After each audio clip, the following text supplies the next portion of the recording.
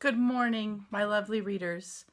This week I am moving out of my house to get ready for the Patty World adventure. You can check out our Patty World on Facebook or YouTube. Subscribe to our channel to see what's going on with us.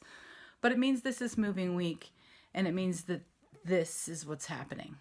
And we're staying up till the wee hours of the morning to pack and clean. And so blogging, typing, and editing is not going to happen today.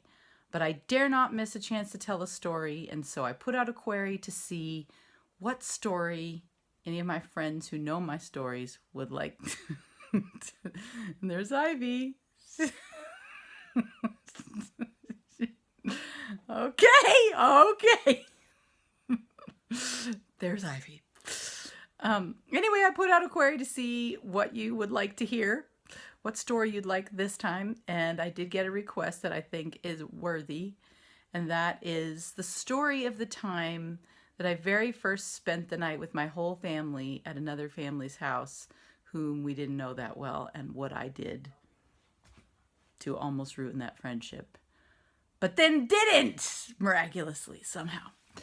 So we were fledgling parents with one cabinet lock child and one that basically just sat there.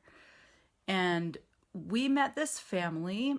I'm trying to think how we met them. I think they maybe heard us play somewhere, featured one of our songs in a newsletter that they sent out to people that they influenced. And they wanted to connect with us and wanted to support us and help us, be friends to us. And we were like, what? Full-grown adults with lives want to be friends with us? This is awesome. So we met them, we spoke on the phone, we started doing stuff together, and then came the time that they invited us to stay in their home with our children. Now, those of you who have hosted us in your home, you probably have a list of money that we owe you for things that we've broken. I think one of my kids kicked a hole in someone's wall Christmas while we were hanging out there. Anyways, it's not an easy job to take on the Gypsy Thug clan, even when there were only 4 of us. But we were super stoked. They had some kids that were bigger than my kids who would keep my kids busy, and they could hang out and have fun, and I could actually have adult conversations with the mom, who is Lee. And so we were really looking forward to it. So when we got there, cabinet lock kid took off playing with the bigger kids and got so excited. I think we'd only been there maybe 15 minutes, but he got so excited that he forgot that he had been fully potty trained for over a year and did something horrible in his pants since he was no longer be-diapered. And so this was the crisis within 15 minutes of arriving at their home. And they had a beautiful home. Like, I didn't want to mess anything up. It was so lovely, and we felt so excited to be there. And then this happened. Okay, so I took him on into the bathroom, cleaned him up, and I did not have anything flushable.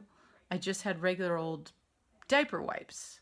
Well, I don't know about you. I mean, I don't have a whole lot of couth, but I'm kind of thinking that if you've only been at somebody's house for 15 minutes, that you should not take cloths full of actual poop and put them in their trash can.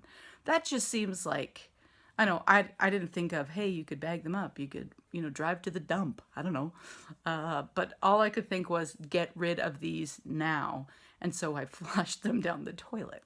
And so then what happened was not good. So then the toilet wouldn't flush, and then it overflowed and leaked all over the bathroom. I don't recall if I was in the bathroom while that was happening or if it happened later when someone else came along to try and use it. Regardless, I was the culprit. And water leaked all over the bathroom floor, and the master bedroom in that home was underneath said bathroom. And so much water came through the floor that it filled up the giant globe light that was attached to the fan in their bedroom and fried whatever electrical stuff was going on with the fan. So this is all within maybe 15 minutes of us being there. I have filled we've had a poop mess. We've flooded their bathroom and now destroyed their master bedroom fan light. And you know what? I already felt so bad about it myself that how they dealt with it is that they've mocked me for it for the better part of 2 decades now. And that's how we've stayed friends. Seriously, that is not the first impression that any mom wants to make in another mom's house. So, cheers to the Maynards who did not shun us, and they invited us back many, many times. Neither did we poop anywhere inappropriate in their houses anymore after that. Neither did we flush things that should not be flushed. And all's well that ends well, but what a mortifying first hour in someone's home. Maynards, thank you for loving us. Thank you for sticking with us as friends. And side note, a lot of my children, in fact, all of my children have been loved on by Maynard girls, meaning they would come on the road with us, take care of our children, be with us, do momming with me, or come stay in our home and help us do what we do. So, as Hillary Clinton says, it does take a village. And it did take a village of lots of women to raise my children. Ivy's cracking up that I'm mentioning Hillary Clinton right now. I'm so political. I'm like, ah. Anyway, I hope you have a great day. We got to get back to packing. Gypsythugmom. Bye.